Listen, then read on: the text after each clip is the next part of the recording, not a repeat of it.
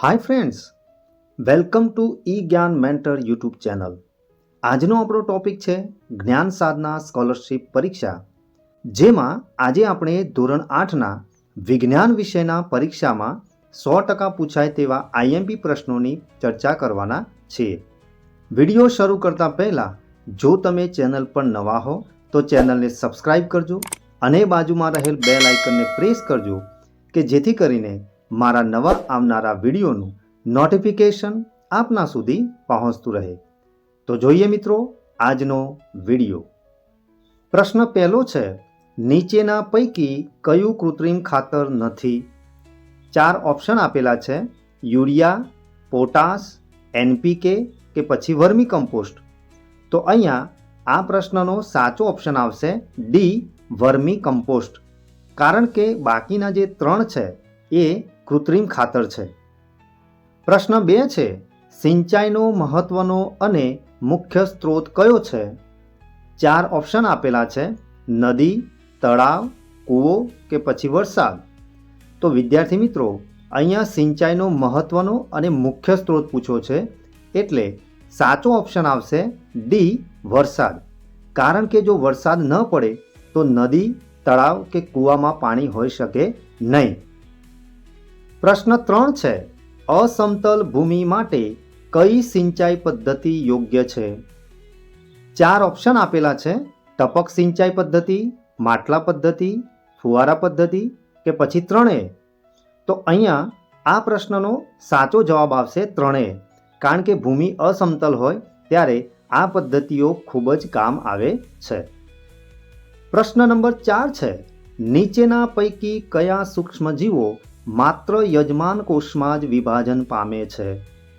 4 option છે આપણી પાસે: વાયરસ, ફૂગ, બેક્ટેરિયા કે પછી પ્રજીવ.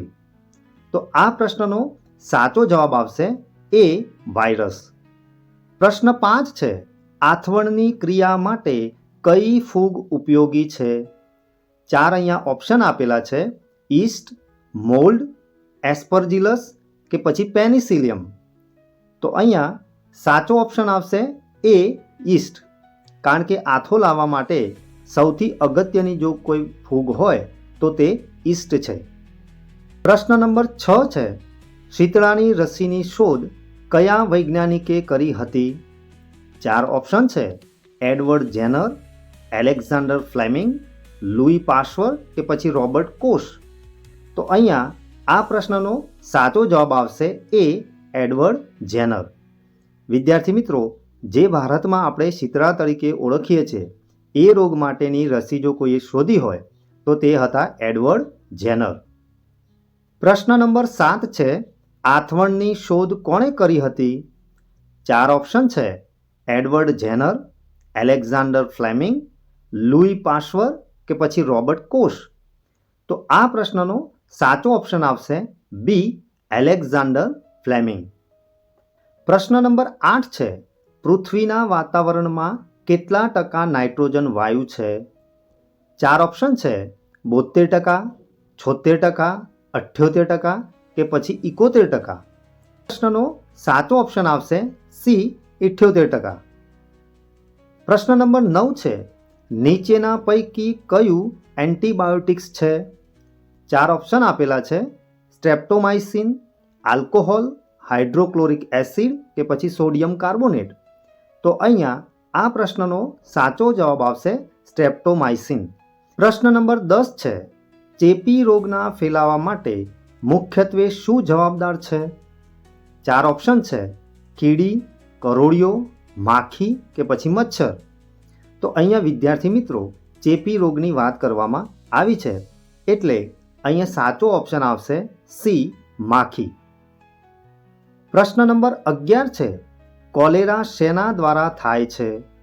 અહીંયા 4 ઓપ્શન આપેલા છે: ફૂગ, બેક્ટેરિયા, વાયરસ કે પછી લીલ. તો આ પ્રશ્નનો સાચો જવાબ આવશે બી, બેક્ટેરિયા.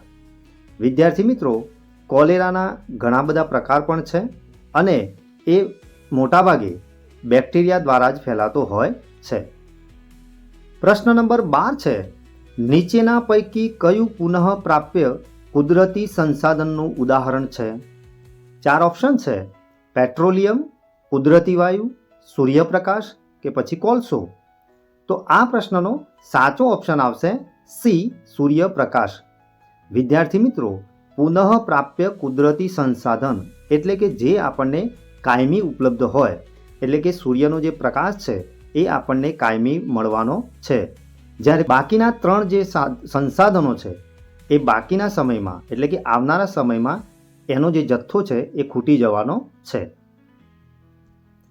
પ્રશ્ન નંબર 13 છે: આપેલ પૈકી કયું પુનઃ અપ્રાપ્ય કુદરતી સંસાધન છે? 4 ઓપ્શન છે: સૂર્યપ્રકાશ, હવા, કુદરતી વાયુ કે પછી ડી, ત્રણેય. તો અહીંયા સાચો ઓપ્શન આવશે સી, કુદરતી વાયુ. કારણ કે વિદ્યાર્થી મિત્રો, કુદરતી વાયુ જે છે એ પણ પૃથ્વીના પેટાળમાં હોય છે. એનો પણ આપણે નિયમિત ઉપયોગ કરીએ છીએ, એટલે આવનારા ભવિષ્યમાં એનો પણ જથ્થો ખૂટી જવાનો છે. એટલે આ પણ પુનઃ અપ્રાપ્ય કુદરતી સંસાધન છે. પ્રશ્ન નંબર 14 છે: કોલસાને હવામાં ગરમ કરતા મુખ્યત્વે કયો વાયુ ઉત્પન્ન થાય છે? 4 ઓપ્શન છે: CO2, NO2, O2 કે પછી O3. તો અહીંયા આ પ્રશ્નનો સાચો ઓપ્શન આવશે એ, CO2 એટલે કે કાર્બન ડાયોક્સાઇડ.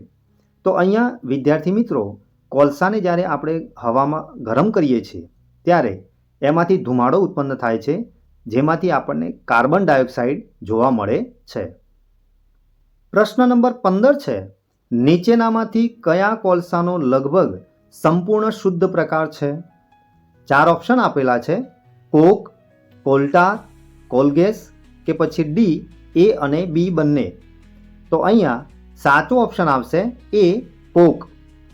એટલે કે વિદ્યાર્થી મિત્રો, જ્યારે આપણે કોલસાનું દહન કરીએ છીએ તો એમાંથી આપણને મોટાભાગે શક્તિ અને ઉર્જા જે છે એટલે કે પ્રકાશ અને ગરમી એ બંને મોટાભાગે મળી રહે, ત્યારે એનું સંપૂર્ણ દહન થયું એમ આપણે કહી શકીએ. તો વિદ્યાર્થી મિત્રો, આજે આપણે જે પ્રશ્નોની ચર્ચા કરી એમાં તમને સંપૂર્ણ ખ્યાલ આવી ગયો હશે. જો તમને આ વિડીયો ગમ્યો હોય તો વિડીયોને લાઈક કરજો અને શેર કરવાનું ભૂલતા નહીં. ફરી મળીશું આવા જ ઇન્ટરેસ્ટિંગ વિડીયો સાથે. ધન્યવાદ.